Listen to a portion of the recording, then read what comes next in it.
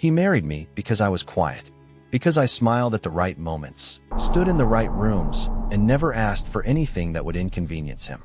He married me because he looked at me and saw something manageable, something soft, something that would not fight back. He was wrong about all of it, but I let him be wrong. That was the part no one understood. Not his mother, not his board, not the woman who whispered into his ear at every function we attended. I let on Jianwu believe whatever kept him comfortable. It was the first strategic decision I made inside that marriage, and I made it on the day we met. What he never knew was that I had been trained to be underestimated. It was the first thing they taught us. Let them look past you. Let them file you away as harmless. The moment they stop watching, that is when you move. My name is Naledi Mabaso, and this is the story of how I stopped hiding. If you are new to Seoul and Seoul stories, welcome. You found the right place at the right time. This channel is where I tell stories like this one. Stories about women who were written off, written out, and then rewrote the entire ending. Stay with me. You will want to see how this one finishes. The On family home in Hanamdong sat at the top of a hill like it owned the sky beneath it. 3 floors, floor-to-ceiling glass, a garden that required 4 full-time staff to maintain. The kind of home that told you immediately who mattered and who didn't. I moved into it 4 months after Jianwu and I signed the marriage contract. Yes, contract, not ceremony, though we had a ceremony too, because optics required it. And in those 4 months, I learned every corner of that house the way I once learned the layout of unfamiliar buildings in hostile cities. Quietly, systematically, without anyone noticing I was doing it at all. Our marriage had a structure. He left at 6:50 every morning in the black car that waited at the bottom of the drive. He returned between 8 and 10 at night, sometimes later, occasionally not at all. He did not explain his absences, and I did not ask. We ate dinner together twice a week, always in the main dining room, always with the same formal distance between us, as though the long table were a boardroom, and we were adversaries who had agreed to be civil for the duration of the meal. He spoke about the company, about market conditions, about meetings in Singapore and deals under negotiation in Geneva. I listened. I asked the 1 or 2 questions that demonstrated I had been paying attention. He nodded, satisfied. Then we returned to our separate orbits. I was not unhappy. That is important to say, because what came later might make it seem like I was a woman waiting for rescue. I was not. I had chosen this life with open eyes. The alternative, the one I had spent 7 years running from, was worse. The alternative had a name, but I was not ready to say it yet. The night everything began to unravel was a Thursday in November. Jianwu had an investor gala at the Signal Hotel, 43rd floor, the kind of event where the champagne was poured before anyone arrived, and the conversations were always about money, even when they were pretending to be about art. I wore a deep burgundy gown with a structured neckline, and my braids pinned close to my head. I wore the earrings he had given me for our 6-month anniversary, 2 small black diamonds, chosen, I suspected, by his assistant. I stood beside him when he needed me visible and stepped back when he needed space to work the room. I smiled. I spoke when spoken to. I was, to every person in that room, exactly what they expected on Jianwu's foreign wife to be. A decorative choice. It was Chairwoman Beck who said it first, though she dressed it in the language of compliment. She was 71 years old, sharp-eyed and immaculate in her silver Chanel, and she held her champagne glass the way women of her generation held all things, like she was tolerating its presence. "Your wife is very composed," she said to Jianwu, looking at me with the particular attention that meant she was looking through me. "Very poised. Is she involved in the business at all?" "She has her own interests," Jianwu said. Flat. Declarative. The way he said everything. Chairwoman Beck smiled at me then, the smile of a woman delivering a verdict. "Of course she does." I smiled back. I let her have the moment. It cost me nothing. What happened next cost a great deal more. I had stepped away from the main gathering to get water. I rarely drink at these events, another habit from a former life, when I felt it. Not heard it. Not saw it. Felt it. The specific shift in a room when someone enters who does not belong. I had been taught to recognize that shift in places where mistaking it meant dying, and 7 years of marriage and quiet living had not dulled the instinct. My body understood before my mind did. I set my glass down on the nearest surface. Slowly. I did not turn around yet. The gala continued around me. The soft collision of conversation, the music threading underneath it all, the clink of crystal. Jianwu was 20 feet away accepting congratulations from a man whose name I had memorized from the attendee list 3 days prior. Everything looked exactly as it should, but someone in this room was here for a reason that had nothing to do with investment portfolios. I turned. I scanned. Years of training meant I could do this without appearing to. I was simply a woman looking for someone she knew, my expression pleasant, my posture loose. I moved through the room carefully, cataloging. Gray suit by the east window. Executive, agitated about something, but not dangerous. 2 men near the bar. Hired security, not guests. Position wrong for the role they were performing. And there, near the exit that led to the service corridor, a woman. Korean. Late 30s, I estimated. Expensive dress, wrong shoes for it. Eyes moving in the pattern I recognized immediately because it was my own pattern. Systematic, controlled, never landing too long in any one place. She was assessing the room for threat points. She was not a guest. My pulse did not change. That was the thing about this kind of training. Your body learned to stay quiet even when your mind was loud. I changed my trajectory. I moved toward the corridor exit, taking a path that would bring me close enough without triggering her attention, angling my body to pass her like I was heading for the restrooms. 7 feet. 5 feet. 3. She moved. Not away from me, toward me. And then she stopped, and her eyes met mine, and something passed across her face that I had not expected. Recognition. Then the fire alarm went off. Not the building alarm. A single device, close, triggered deliberately. The room erupted in managed chaos. And in that chaos I felt a hand close around my wrist from behind, and a voice said, very close to my ear, in Zulu. In Zulu, a language no one in this building should have known I spoke. Ghost Orchid is alive. Then the hand released, and when I turned, there was no one there. My hands were flat against my dress. I did not let them shake. Someone in this world knew who I used to be, and they had just told me they were coming. If you felt that shift in your chest right now, that means you know this story is different. Hit the like button for Soul and Soul Stories. I earned it, and so did Naledi. I did not tell Jianwu what happened that night. I stood beside him for the remainder of the event, held his arm when the photographers came, said the appropriate things to the appropriate people, and then rode home in the black car in our usual silence while inside my head something cold and very old was waking up. The message carried 3 pieces of information. First, someone from my former life was alive and operational. Second, they had known exactly where I would be and when. Third, they had accessed a language I had never used in my current life, which meant they had intelligence on me that predated my marriage, predated my identity as Naledi Mabaso, wife, predated everything I had constructed in the years since the mission that was supposed to end with my death. The mission. I had not let myself think about it in 3 years. I pressed it back down now. Not yet. I needed information before I could allow myself to feel the weight of what that alarm had meant. I needed to know who was in the room. The house was quiet by the time we arrived home. Jianwu went directly to his study. I heard the click of the door, the soft blue light visible beneath it. I went to the bedroom, removed the earrings, unpinned my braids, stood in the dark for a moment looking at the Seoul skyline through the glass wall. Then I went to the drawer beneath my vanity that contained only things I had brought from my old life and never mentioned to anyone. A secondary phone, 2 sets of identity documents, and a small encrypted drive. I had not opened that drawer in 14 months. I opened it now. The phone took 8 minutes to charge enough to power on.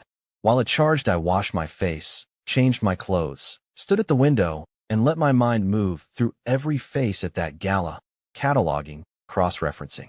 The woman by the service exit. The 2 men at the bar. The fire alarm. The Zulu. The phone came on.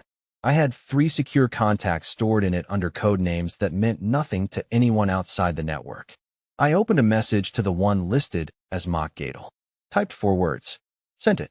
Then I closed the phone, replaced it in the drawer, and got into bed. In the morning, Jianwu was already gone. 2 days later, the corporate attacks began. I did not know they were attacks at first. A leaked document. Internal strategy memo. Proprietary projections for a planned acquisition. Small breach. The kind of thing Jianwu's team managed with public containment and private fury. I watched from the edges of our household as his son made calls in low, urgent tones. As the car left earlier and returned later, as the tension around John Woo tightened in the small ways I had learned to read, the jaw set at dinner, the slight recession of his usual stillness into something that was less control and more suppression. Trouble at the company? I asked him on the third evening. He looked up from his phone. Just for a moment. Nothing significant. The leak, I said. The Daesung acquisition memo. The pause was brief. Almost imperceptible. You read about it. The financial news covered it. I held his gaze. I do read the financial news. Something moved across his face. Not irritation, exactly. More like recalibration. The look of a man who had been keeping his wife in a particular box and had just noticed the box was perhaps smaller than the woman. It's being handled, he said. Of course, I said, and I let him return to his phone. But I had seen the memo. I had read it. And embedded in the language of that internal document, the phrasing of one particular section on counterparty risk was a construction that my former network used as a marker, a flag for operatives who knew how to read it. Invisible to anyone else. Obvious to me. Someone inside Jian Wu's organization was connected to my past. And then Cha Eun-soo arrived. I had known about her the way you know about weather in a country before you arrive, theoretically, from research, without having felt it in your body yet. Jian Wu's former fiancé. The one the family had chosen before Jian Wu made what his mother called an unexpected decision. Eun-soo had been away in Paris, a gallery curatorship, something artistic and prestigious. She had returned, I was told, for her mother's birthday celebration. She came to our home on a Sunday afternoon. She was exactly as I had imagined.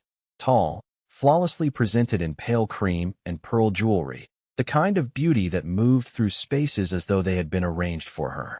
She greeted John Woo with a warmth that was perfectly calibrated, intimate enough to remind me of what they had been, contained enough to claim plausible innocence. Then she turned to me. Naledi.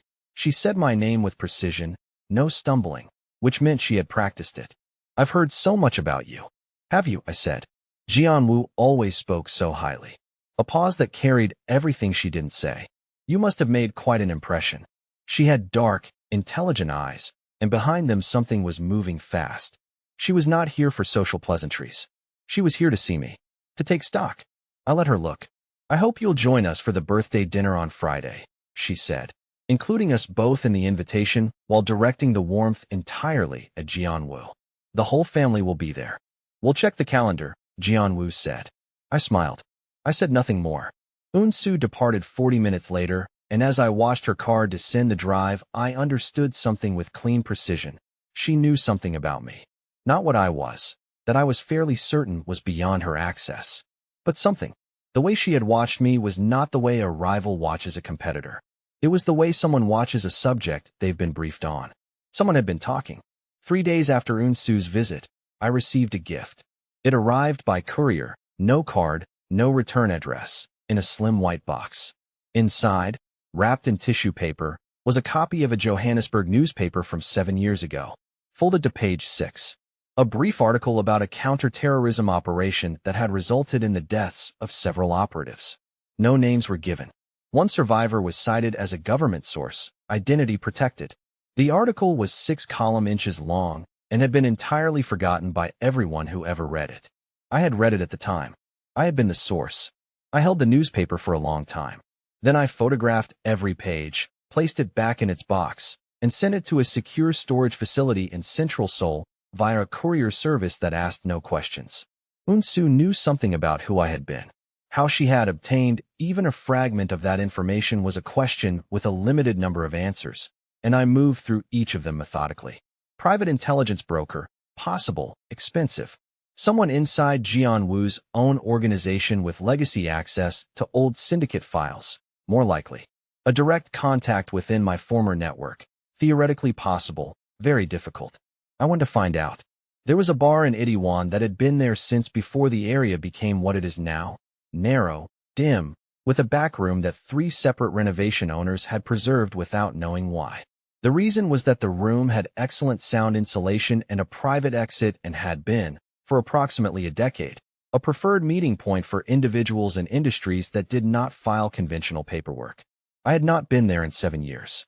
The bartender, A slight Korean man in his 60s who had apparently decided his longevity was connected to his complete incuriosity about his clientele, nodded at me when I walked in as though I had been there last week. I ordered tea. I sat at the back corner. I waited.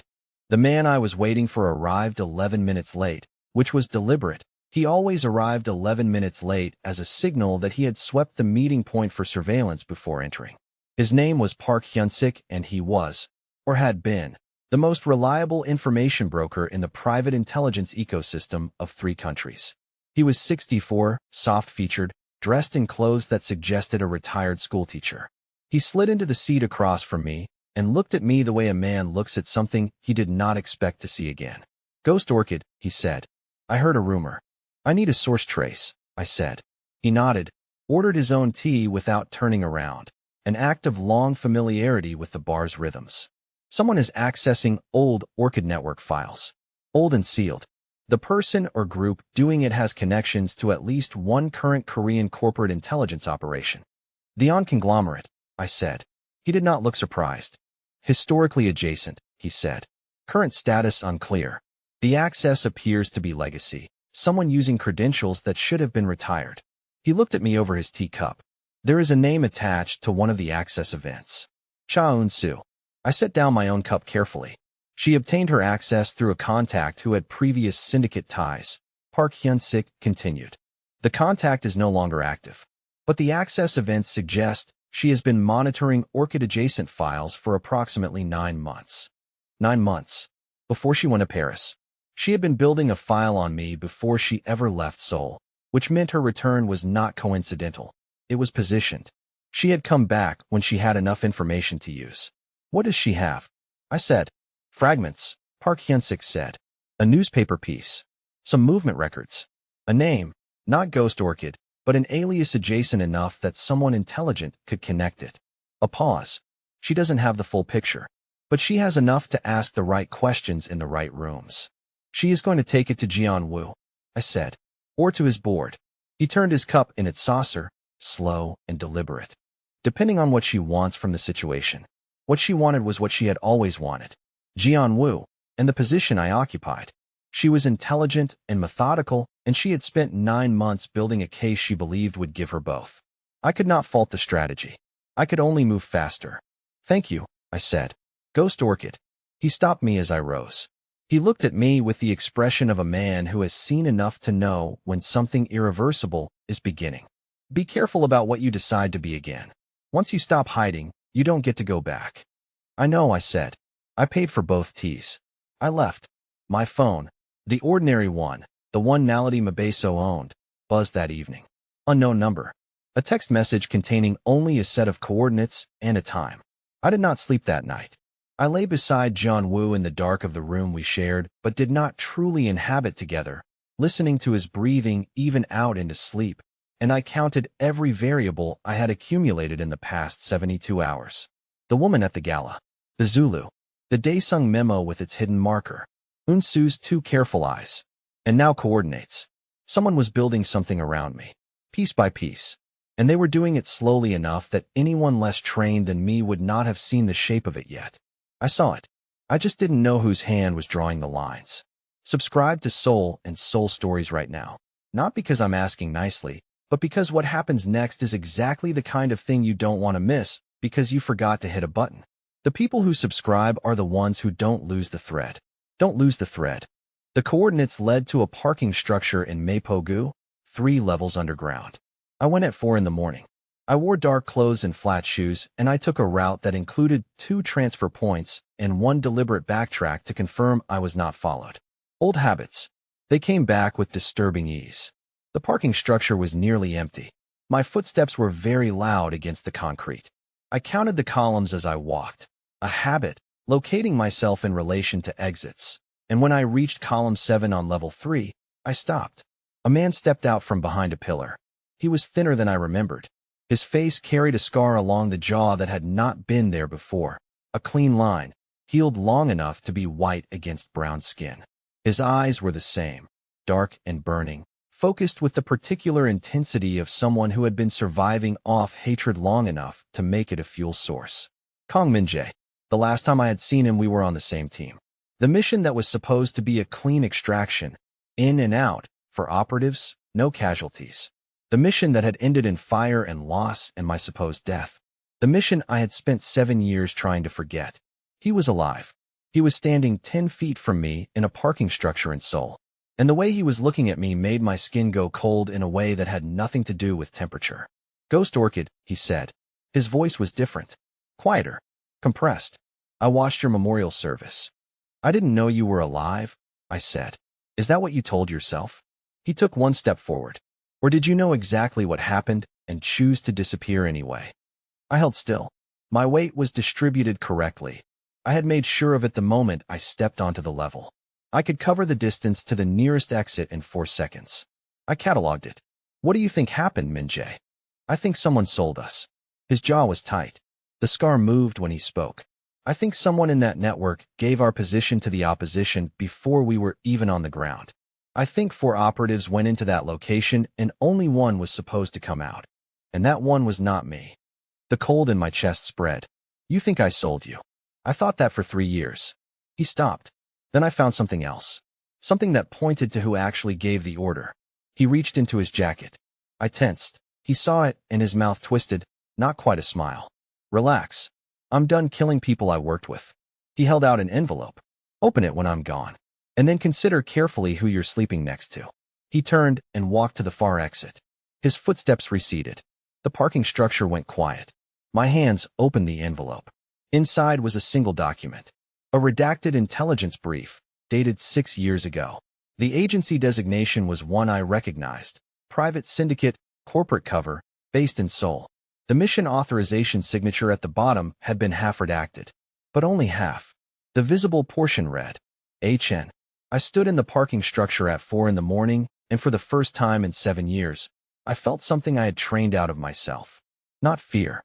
Something slower and worse. The understanding that the life I thought I had rebuilt was constructed, without my knowledge, on the exact ground of my destruction. On Jian-woo's family name, his company structure, his syndicate, my husband. I drove home. I walked upstairs. I stood in the doorway of our bedroom and looked at him sleeping. This man who was precise and controlled and cold in public and slightly, barely more present in private. This man who set my coffee at the right temperature every morning without ever being asked. I had noticed it, filed it away as habit, never asked him how he knew. I stood there, and I did not feel what I expected to feel. I expected rage. I expected grief. What I felt was something closer to clarity. The kind that arrives when the last piece of a long puzzle drops into place and the image becomes undeniable. On Jian-woo, my husband, connected to the authorization that sent me into a death mission. I went to the bathroom. I ran cold water over my wrists. I looked at my own face in the mirror for a long time. Then I began to plan. You should not leave this story right now. Whatever you're doing, this is the moment. This is where it changes. If Soul and Soul Stories has kept you through this far, turn on notifications now. What is coming next is the part you will want to have seen when it lands. I did not confront him immediately. That would have been satisfying, but not strategic, and I was long past letting satisfaction govern my decisions. Instead, I spent 4 days conducting what my former network would have called a proximity audit, assembling information, tracing connections, building a picture complete enough to act on rather than react to. What I found was both more and less than I expected. The On Syndicate, the private intelligence operation embedded inside Jian-woo's conglomerate like a parasite pretending to be an organ, had commissioned that mission 6 years ago. The target was an intelligence cache held by a rival network. My network. The operation was meant to be a disruption, send in an inside team, make it look like an internal betrayal, collapse trust from within. The authorization bore the On name. But the authorization was dated to the period before Jian-woo formally assumed control of the syndicate's operational arm from his father. The elder On had run the covert apparatus for 2 decades. The handover to Jian-woo had been a 2-year transition during which decisions were sometimes made in the son's name by the father's remaining loyalists. I could not determine, from what I had, whether Jian-woo had personally authorized the mission or whether the authorization had been issued by someone acting on his behalf, in his name, while he was still learning the shape of what he had inherited. This distinction mattered. I was not ready to admit how much it mattered. What I knew with certainty, Jian-Woo currently ran the syndicate. He knew it existed. Whatever his specific role in the past, he was now the hand on the wheel. And he had married me, a woman who was, though he could not have known it, a survivor of that same operation, without ever connecting the dots. Or so it appeared. That, or so, was the question I could not stop turning over. Had he known? Had he found out and chosen silence? Had he married me precisely because of who I was? I needed to get into his files. The study was locked. Always locked when he was not in it. A habit so consistent that, in 14 months, I had noted it and filed it away. He did not lock the bedroom or the dressing room or any other private space in the house. Only the study. I had respected that without questioning it, because we had built our marriage on the architecture of mutual non-intrusion, and it had served both of us well. Now the non-intrusion was finished. I picked the lock in 40 seconds. The mechanism was more sophisticated than average, but not designed to stop someone with training. Inside, the room was exactly as he left it each morning. Desk clear, laptop closed, bookshelves ordered by a logic I did not immediately understand. I did not touch the laptop. I did not need to. What I needed was behind the third row of books on the left wall. A panel, invisible unless you knew to look for the slight variation in the grain of the shelving. And I knew to look for it because Jian-Woo's files on the syndicate Seoul properties had described this house in a format that included one operational note. Concealed storage, level 2. Min-jae had sent me those files along with the document. An act of either cooperation or manipulation. Possibly both. The panel held a slim hard drive and a handwritten ledger. The hard drive I could not access without equipment I didn't have in the house. The ledger I could read immediately, and I sat cross-legged on the study floor in the dark at 2 in the morning and read every page. It was a record of decisions, authorizations, operational codes I recognized from my network's classification system, which meant whoever maintained this ledger had access to my former network's internal structure at a level that only senior command possessed. Names were abbreviated. Dates were in a modified format. But I had been trained to read exactly this kind of compressed operational record, and page by page the picture assembled. The mission was on page 47, coded as Operation Grey Orchid. The authorization code, the partial one I had seen on Min-jae's document, was here in full. It was followed by a notation, HNGW override REQ, denied. Auth proceeding understanding order. On GW. On Jian-Woo. Override request. Denied.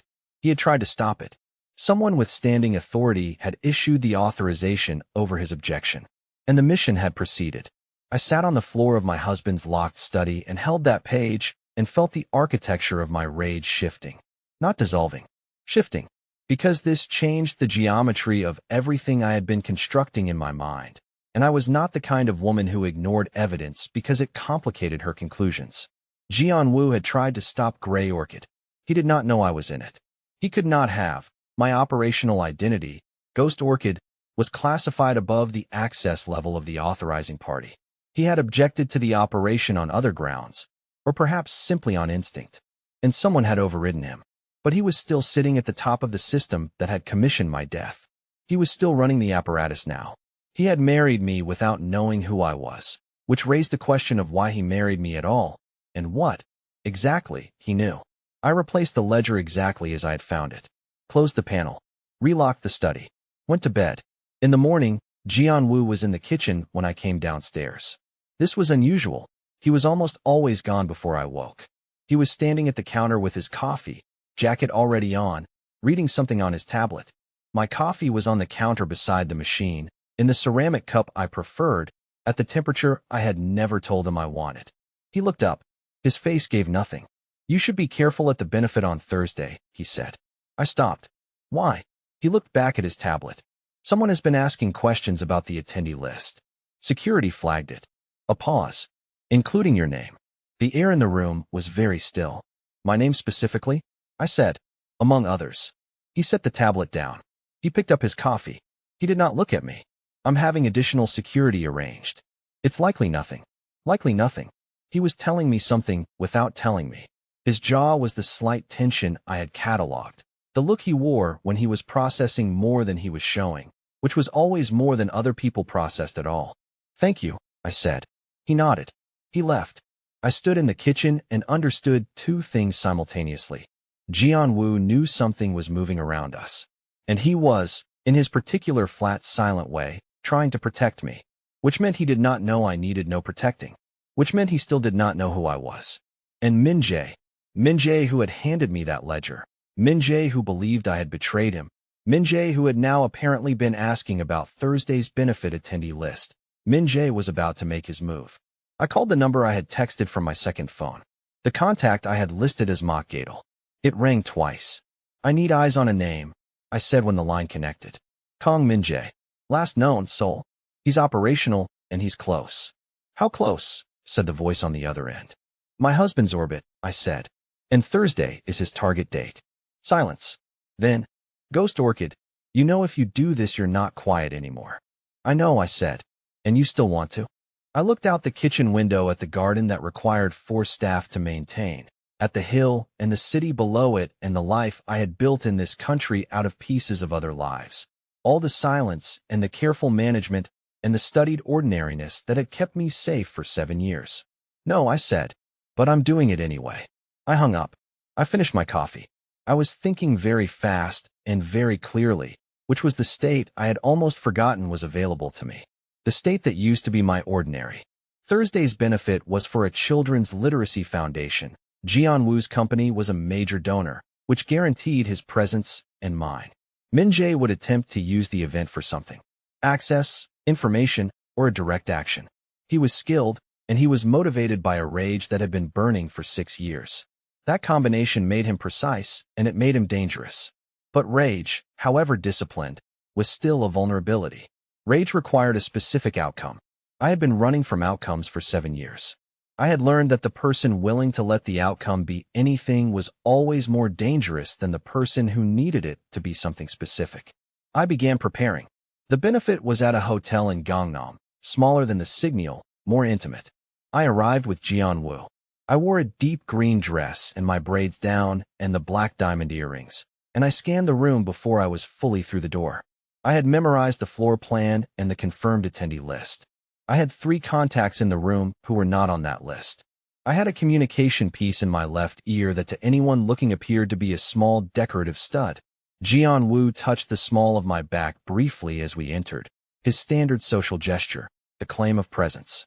I felt it differently tonight, with everything I now knew filed in the back of my mind like a storm behind glass. I kept my face exactly what it had always been, calm, composed, pleasant, present. The event proceeded. I circulated. I spoke to people whose names I knew and whose connections I had already mapped.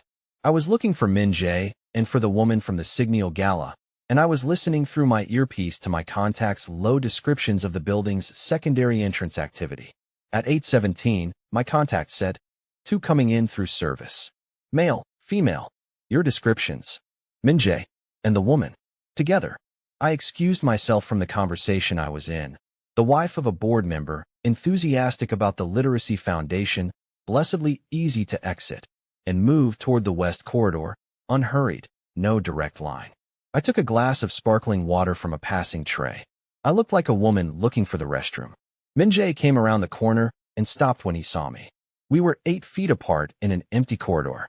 Behind him, the woman I had clocked at the Signal, as operative, I now understood. She was watching the corridor entrance behind me. Professional. Efficient. You came, he said. You didn't leave me much choice, I said. You always have choices. His voice was flat. His jaw was tight. The scar moved.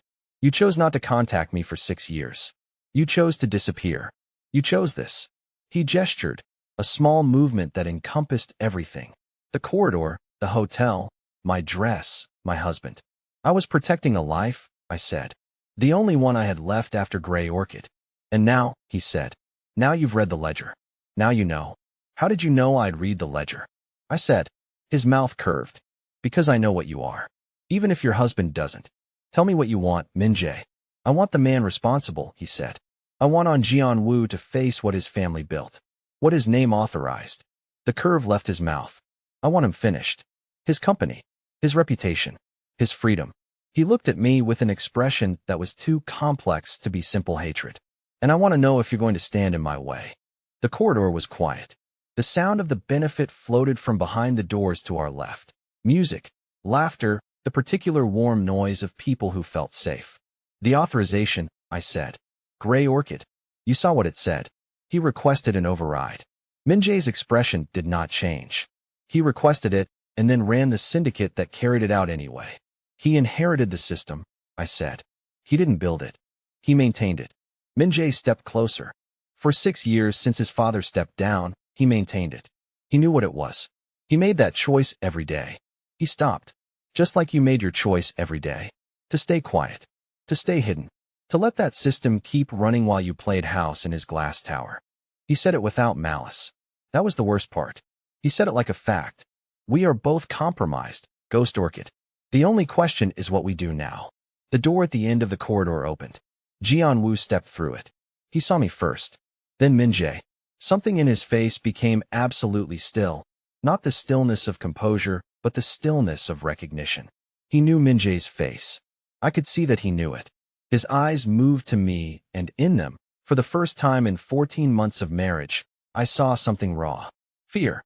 Not for himself. For me. Naledi, he said. One word. Flat and precise, and carrying everything he would not say. Min-jae turned slowly. On Jian-woo. A pause. Your wife and I have been having a very interesting conversation. Jian-woo did not look at him. He was still looking at me. 3 steps toward me before he stopped himself. I watched him stop himself. And then he said, still flat, still controlled, the jaw tight enough that the tendon in his neck was visible. Step away from her. She doesn't need you to tell her where to stand, Min-jae said. No, I said. I don't. Both men looked at me. The corridor was very quiet. Jian-woo, I said. How long have you known that someone from my past was in Seoul? A pause that lasted exactly 1 breath. 3 weeks, he said. And you didn't tell me. I was trying to, he stopped. Started again. I was handling it. Handling it, I repeated. The way your family handled Gray Orchid? The name landed. I watched it land. He went very still. A different kind of still, the kind that precedes a controlled collapse. And then he said, quietly, you know. I read the ledger, I said. I picked the lock, Jian-woo. 3 weeks ago. Something moved across his face that I had not seen before. It was not the face of a man exposed. It was the face of a man who had been waiting for an accounting he believed he deserved. Naledi. The mission that was supposed to end with my death, I said.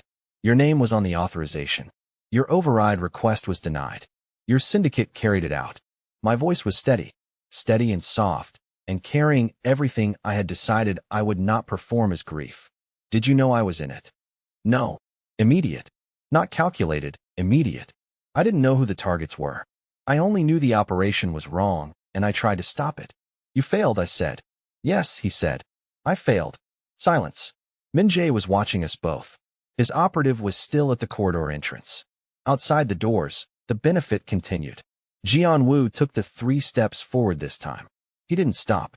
He came all the way, and he stood in front of me, and he looked at me with his face completely open in a way I had never seen in 14 months, and he said, tell me what you need me to do. Not, let me fix it. Not, I can explain. Not even, forgive me. Tell me what you need me to do. In his language, in the grammar of who he was, that was the most enormous thing he could have said. Min-jae's voice cut between us. It doesn't matter what he says now. He was close. I felt the shift in the air before I processed the movement. 6 years of bitterness in every line of him. And I turned, and he had a weapon out. Compact, held with the control of training, and it was pointed at Jian-woo. Min-jae, I said. Not loud. Very calm. 6 years, he said. 6 years I survived on what I was owed. His voice was even. I'm collecting now. You're not, I said. You're going to stop me? Yes, I said. It happened in less than 4 seconds. I was between them before the calculation was finished, body between the weapon and Jian-woo, hands moving in the sequence that was muscle memory. The disarm practiced so many thousands of times that my body ran it without consulting my mind. A sharp impact on his wrist. A rotation. His arm locked. The weapon no longer in his hand. His operative moved from the entrance. I had already clocked her trajectory, and my elbow connected with controlled force, and she went down. Min-jae was on the floor of the corridor, my weight across him, his arm at an angle that was painful but not damaged. I held it there. I looked at his face, the scar, the burning eyes, the rage that was still there but was no longer pointing outward. It was pointing inward now. At himself. At all 6 wasted years. It's done, I said quietly. The ledger is already in the hands of 3 people outside this building. By tomorrow morning, your evidence and mine will be on the desk of every regulatory body that oversees private intelligence in this country. The syndicate is done. What his family built is done. I held his gaze. You have your accounting, Min-jae. Let it be enough. He looked at me for a long moment. And then the burning went out of his eyes, not extinguished, just exhausted. And he exhaled and went still. I stood up. I looked at Jianwu. He was standing exactly where I had left him. He had not moved during any of it. He was looking at me with his face still open, this expression I did not have a name for. And he said nothing because there was nothing adequate to say. He had seen what I was. Finally, he was processing what that meant. About me, about our 14 months, about everything he had believed regarding the quiet woman he had married. I am going to need you to call your security team, I said, and your lawyer. And then we are going to sit down, the 3 of us in this hotel, and you are going to tell me everything you know about the syndicate's current operations. Because what happens next is going to require information and cooperation and total honesty from you. I looked at him steadily. Can you do that?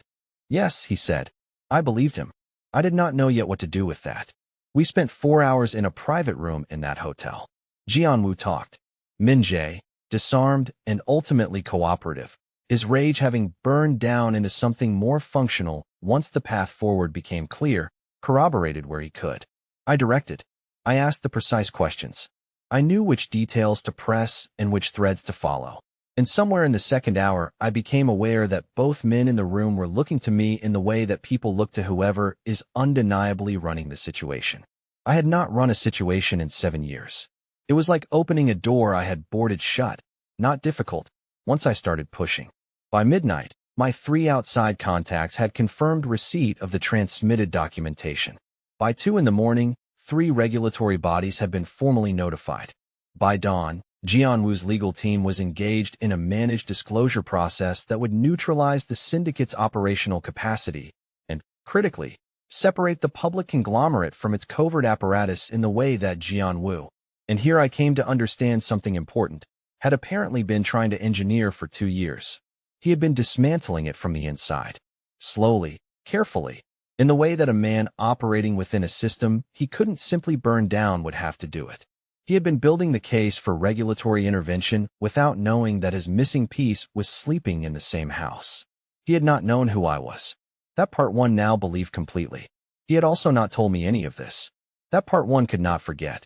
Before we get to the drive home, you need to know what happened in the room between the moment I stood up off Min-jae and the moment the lawyers were called.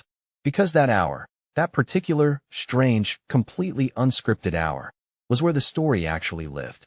Min-jae sat in a chair against the wall and held his own wrist where I had twisted it.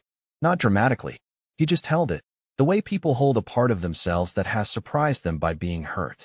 His operative, a woman named Yoon, I learned later, who had been with him since the 4th year of his survival, sat beside him with her arms crossed and her face entirely blank. She was not unconscious. I had not hit her that hard. She was simply deciding, in the way professionals decide, whether the situation had changed enough to warrant a new set of choices. Jianwu had made 2 calls. One to his security lead, who arrived in 4 minutes with the particular silence of a man paid not to ask questions. One to his lawyer, who arrived in 11 minutes with a briefcase and the expression of someone who had been waiting for exactly this call for some time and was not surprised to have received it. I sat at the table in the center of the room, and I pulled a single page from the folder I had carried into the benefit in my evening bag, because yes, I had come to this event prepared to move, had been prepared since the morning, had been carrying documentation and a communication device and a plan that had 3 branches depending on which version of the night emerged. This was branch 2. Branch 1 would have been cleaner. Branch 3 would have required more help than I had available. Branch 2 was manageable. I put the page on the table. It was a summary document, a synthesis of the ledger, the redacted brief Min-jae had given me, and 3 additional pieces of intelligence my contact had pulled in the preceding 48 hours. It named the syndicate. It named its operations. It named the individuals currently holding operational authority. Several of those names were in the room. Jianwu looked at the page. Then he looked at me. How long have you been building this? Since the gala at the Signal, I said. 3 weeks. You built this in 3 weeks. I had a head start on the architecture, I said. 7 years of motivation. The lawyer was reading the page over Jianwu's shoulder. His expression did not change, but his pen began moving across his own notepad in the rapid shorthand of a man mentally restructuring a significant amount of existing strategy. I had expected that. Jianwu's legal apparatus was good. Once it had the correct information, it would move efficiently. My goal had never been to destroy everything indiscriminately. Destruction without architecture is just chaos, and chaos serves no one except the people willing to take advantage of it. My goal was targeted and structural. Dismantle the covert apparatus, protect the legitimate company's workers and operations, and create a documented record that ensured this particular species of private intelligence could not simply reassemble under a different name. Min-jae watched me across the room. I felt his gaze like a physical pressure. You could have used all of this against him, Min-jae said finally. He meant Jianwu. Used the ledger, the brief, the synthesis, gone to the press, gone to regulators, taken him down publicly. Why didn't you? Because that's not what the evidence calls for, I said. The evidence calls for a specific accounting. Burning down the legitimate company, putting 3,000 employees out of work, destroying something that can be salvaged. That's not an accounting, it's a tantrum. I looked at him steadily. I didn't survive 6 years to throw a tantrum. Min-jae was quiet for a moment. Then, the old ghost orchid would have said exactly that. The old ghost orchid would have been right, I said. Something shifted in his face. Not warmth, exactly. Something older and quieter than warmth, recognition. Of who I had been before the fear made me smaller. He nodded once, turned his face away. The next 4 hours were the work. Jianwu's security team secured the room. The lawyer began the formal disclosure process with the first of 3 regulatory bodies. I gave my account, precise, dated, fully documented, to a recorder that the lawyer's firm would translate into a formal statement. Yoon cooperated once it became clear that cooperation was both the right thing and the strategically optimal thing. She had her own grievances against the syndicate's handling of the mission, it turned out, and she had followed Min-jae not entirely out of loyalty, but partially out of a desire to see the record corrected. Min-jae himself gave the most thorough account of anyone in the room. 6 years of survival had given him time to document everything, and he had documented it with the precision of a man who believed he would one day need every piece of it. He was right. He had known he was right for 6 years. I could see what it cost him, finally being right in a room where it mattered, the particular exhaustion of having been vindicated by the worst possible route. Jianwu said very little during the 4 hours. He answered questions when asked. He instructed his lawyer and his team when instruction was required. He sat at the table with his jacket still perfectly pressed and his face carrying that unfamiliar openness, the crack control, the full presence of a man who had run out of ways to maintain a distance that had always been, on some level, a lie he told himself about who he was. Once, when the lawyer stepped out to make a call and Min-jae and Yoon were conferring quietly in the corner, Jianwu said to me, very low, "Were you ever going to tell me who you were?" I considered the question. It deserved a real answer. "I don't know," I said. The version of me that came into this marriage had decided that part of her life was finished. I was trying to believe that. And now I know that you can't decide a part of yourself is finished, I said. You can only decide what to do with it. He looked at me for a long moment. His hands were flat on the table, very still, very deliberate, the same quality of stillness I used when I needed my body not to betray me. I recognized it. I had never registered before that we shared that particular quality. "I should have told you what I was trying to do," he said. "About the syndicate. The dismantling. I should have told you." "Yes," I said. "You should have." I didn't know how to explain what it was without explaining what it had done. "And you didn't know what it had done to me specifically." "No." A pause. "But I knew it had done things. I knew what I had inherited was, I knew." He stopped. Started again in the flat, deliberate way he had when the sentence was one he needed to get right.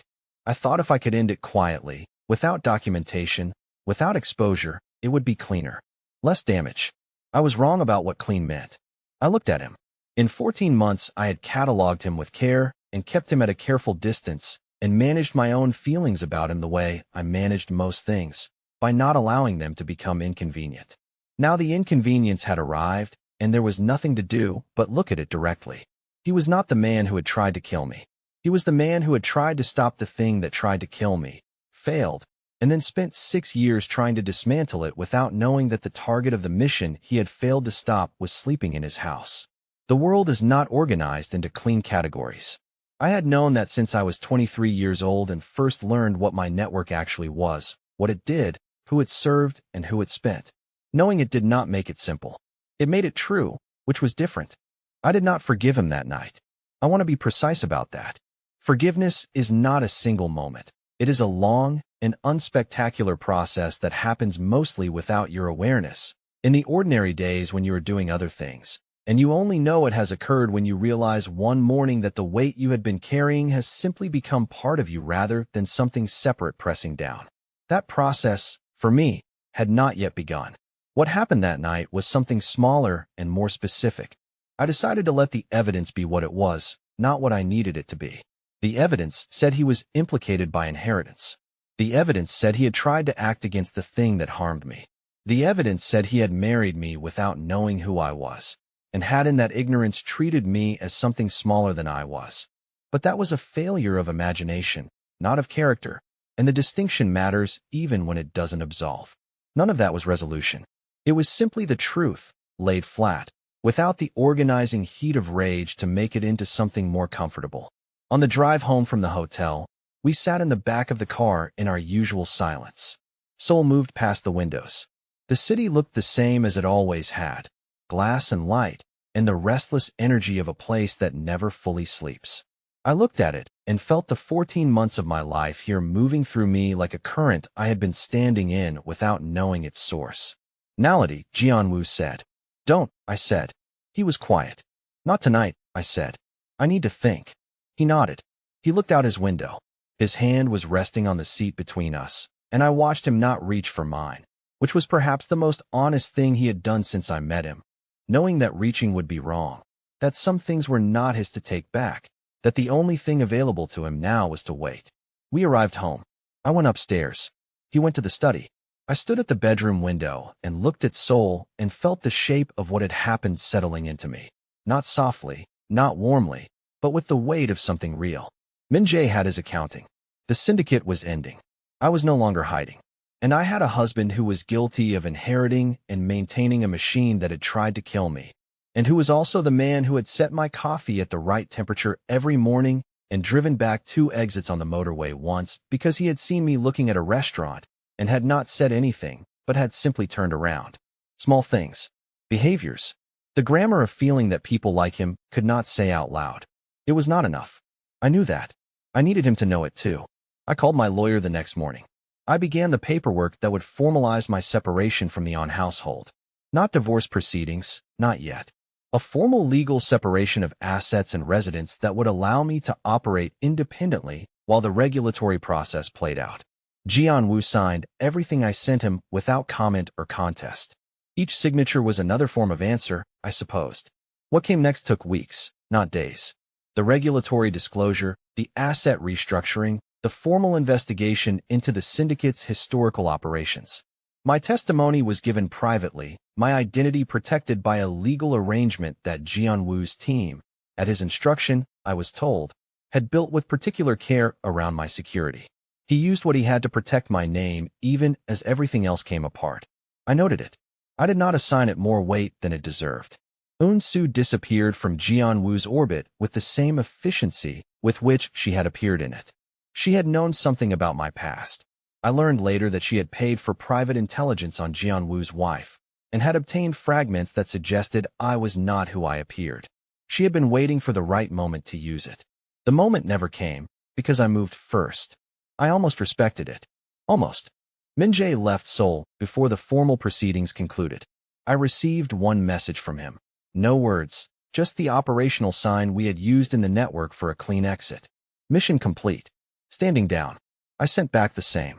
Whether he found what he needed in that accounting, I don't know. I hope he did. I know what it costs to carry 6 years of unanswered wrong in your body. I know what it does to the way you sleep. The day the syndicate's operational arm was formally dissolved, its functions transferred to legitimate regulatory oversight, its assets restructured, its covert apparatus stripped of the corporate cover it had used for 2 decades. I received a call from Jianwu's COO. He told me that in the restructuring of the On conglomerate, a new governance position had been created, an independent oversight directorate, reporting to the board, with authority over all strategic operations and compliance. It was a position that required someone with an unusual combination of analytical intelligence, operational experience, and no existing conflicts of interest within the existing On power structure. He asked if I would consider it. I took 24 hours. I considered it. Not the position itself, that decision had made itself, but what accepting it meant. It meant entering a structure that had marked me for death and choosing to reshape it from the inside. It meant operating in a system built by a family I was in the process of legally separating from.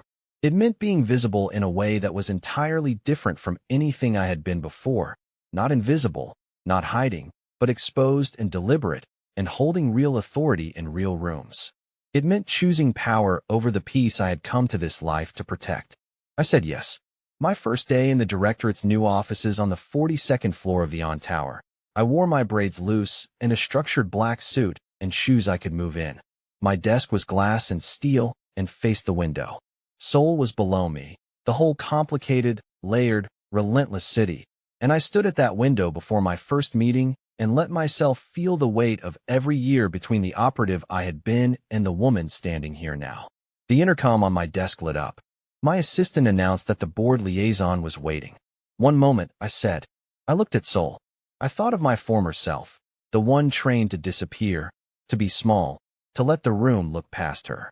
I thought of Jianwu, who was across the city in a different building managing the unwinding of everything his family had built, and who had not contacted me since I moved out except through lawyers and through the one package that had arrived at my new apartment without a note. A ceramic coffee cup, the correct one, from the kitchen of the house on the hill. I had kept the cup. I had not yet decided what that meant. I thought of Minjae. I thought of Gray Orchid. I thought of 7 years of quiet.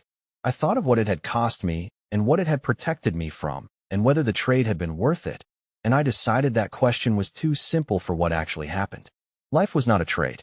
It was a sequence of decisions made with incomplete information and conditions that never stayed stable, and the only real choice was whether you made those decisions from fear or from something cleaner. I had spent 7 years deciding from fear. I was finished with that now. The intercom lit up again. I straightened my jacket. I turned from the window. I walked to the door and opened it. They thought I was quiet. They thought I was soft. They thought I was something that had come into this world and this city and this industry to be arranged around, to be looked past, to fill a seat in a room while the real business happened somewhere else. He thought I was something to protect, something to control, something to file away and manage and underestimate every day until eventually the underestimating would become so habitual that neither of us would notice it happening. He never realized, none of them realized, that I was the storm they should have feared. I walked into my first board meeting at 42 floors above Seoul. I took my seat at the head of the table. The room was quiet in the way rooms go quiet when someone arrives who has changed the gravity of the space. I looked at each face, slowly, the way I had always looked at rooms, seeing everything, giving away nothing, filing every detail for later. Then I opened the folder in front of me and began. That is where Naledi Mabaso's story rests. Not at an ending, because women like her do not end, they escalate. She stood at the top of the tower that was built over her erasure, and she chose, with full eyes and no performance, to become its future instead of its victim. Not because Jianwu deserved forgiveness. The accounting for what his family built is still ongoing, and she is part of it. Not because the wound of Gray Orchid has closed. It hasn't, and maybe it shouldn't, because some wounds teach you things that healing would take away. But because the version of herself that ran and hid and made herself small was not the real Naledi Mabaso. The real one had always been exactly what they were afraid she was. She just needed her past to come back and prove it. Thank you for staying with this story on Seoul and Soul Stories. If Naledi moved something in you, if you felt her stillness, her calculation, the moment in that corridor when she stepped between the gun and the man she hadn't forgiven, leave a comment. Tell me who you were rooting for. Tell me whether you think she should have stayed, or whether the walking away was the only real power move left. The comments on this channel are always worth reading, because the people here understand that these stories are never just stories. And if you are not subscribed to Soul and Soul Stories yet, this is the moment. Not because I'm asking, because you already know you're coming back. Make it easier on yourself. Hit subscribe. Turn on the bell. I will be here with another story that knows exactly where to find you.